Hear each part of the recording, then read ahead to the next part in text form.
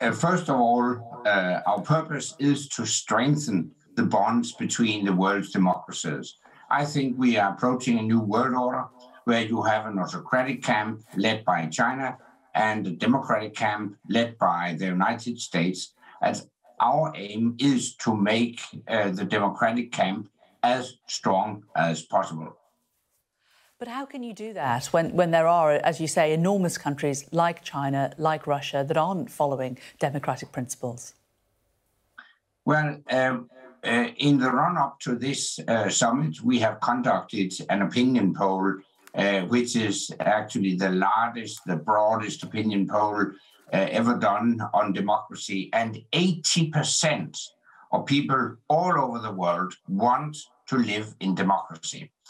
Furthermore, the free world represents around 60% of the global economy. So if we stand together, if we can unite, then we represent a formidable force that will create some respect in Beijing and Moscow. Even though that is the case, that it seems that most people want to live in a democracy, every year more elections are being dismissed, aren't they? In 2022, do you think democracy is under threat? Absolutely. For the 16th consecutive year, we have seen a global decline in freedom and democracy. So I think it's high time to turn the tide. We cannot take freedom and democracy for granted. We have to fight for it. And we see that currently in Ukraine. The Ukrainian people is actually fighting on behalf of all of us. And we must stop Putin. Otherwise, he will not stop. He will continue to conquer peaceful neighbors if he isn't stopped in Ukraine.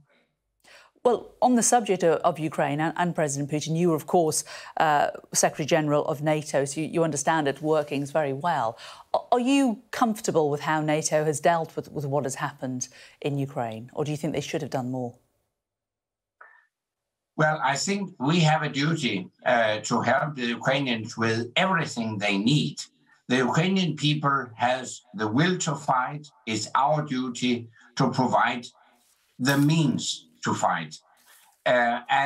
So far, I've been satisfied with the unprecedented unity within the NATO alliance and among democracies in the whole world when it comes to delivery of weapons. But I think we can do more. I think the European Union should cut off all financing of Putin's war machine. It's a good step to introduce an embargo of oil, but that should be followed by an embargo of gas. No oil, no gas purchase in Russia. That would bring Putin's war machine to its knees. Has NATO been emboldened, do you think, by what Putin has done? Of course, you're seeing Sweden and Finland now talking about membership, which they had not considered for such a long time. Yeah, absolutely. I mean, Putin has achieved exactly the opposite of what he wanted. He has, against this sad backdrop of an invasion in Ukraine, he has created more unity within NATO. And now he will also see NATO being enlarged with Finland and Sweden. He gets NATO troops closer to Russian borders. So all in all, thanks to Putin, against this very sad backdrop, we have seen a strengthened NATO. And in terms of countries doing more to stop Putin and NATO doing more to stop Putin in terms of embargoes, do you think the UK is doing enough? Is there anything more you would like to see us doing? I think the UK has been at the very forefront of helping Ukraine. I also appreciate the regular updates on intelligence provided by the UK. So I think Ukraine can really count the UK among its closest friends.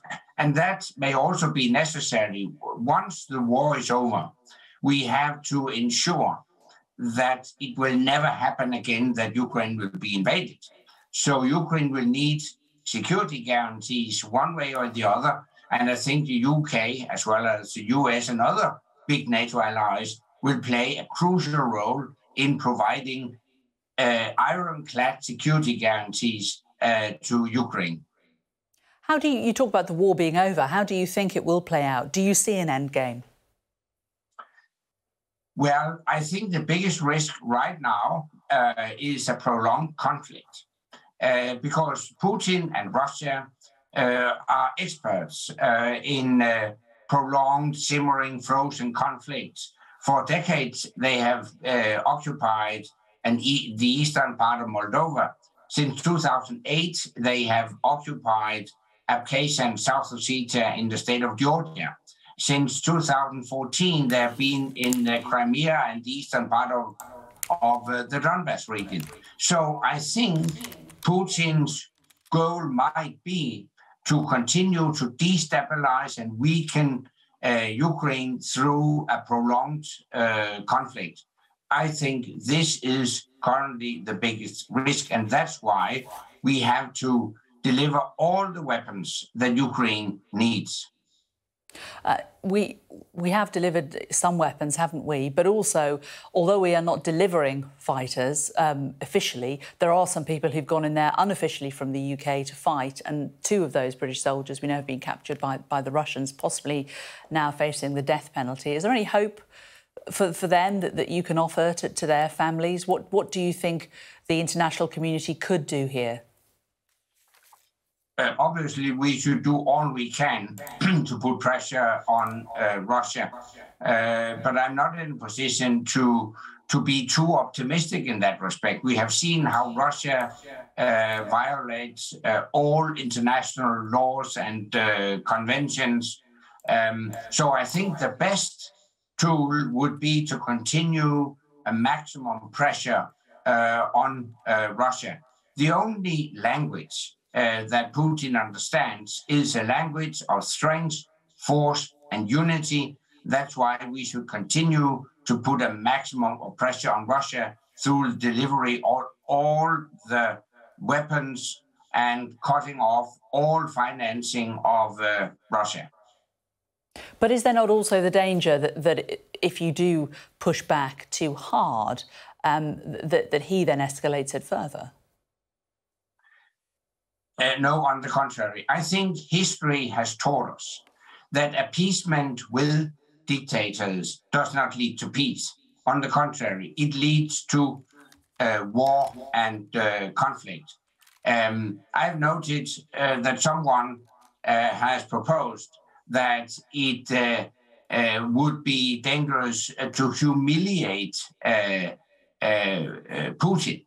But I mean, setting the precedent that an aggressor can achieve territorial gains through a peace deal after pursuing an unjustified war, that would only encourage other dictators as well. It would send a very dangerous signal.